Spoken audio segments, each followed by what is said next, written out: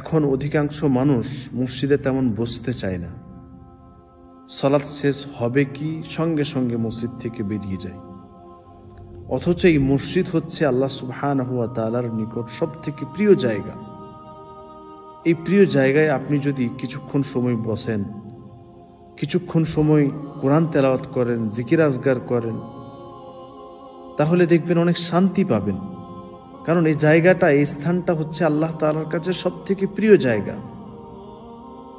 আমরা এত দুনিয়াতে ব্যস্ত হয়ে গেছি, দুনিয়ার কাজে ব্যস্ত হয়ে গেছি যে কোনো রকম সালাত আদায় করতে আসছি তো বাস, নামাজ শেষ হচ্ছে কি সঙ্গে সঙ্গে মসজিদ থেকে আমরা বেরিয়ে যাই। আল্লাহ রাসূল সাল্লাল্লাহু আলাইহি ওয়াসাল্লাম বলেন, আহাব্বুল বিলাদি ইলাল্লাহি মাসাজিদুহা, আল্লাহ তাআলার নিকট সবথেকে প্রিয় জায়গা হচ্ছে মসজিদ সমূহ।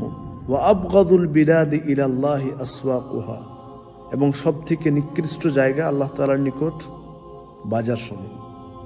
আর আমরা মসজিদ থেকে বেরিয়ে বাজারে অতি তাড়াতাড়ি ছুটে চলে যাই। মসজিদে কিছুক্ষণ বসুন, কিছুক্ষণ সময় অতিবাহিত করুন, এখানে সময় কাটান, দেখেন ভালো লাগবে।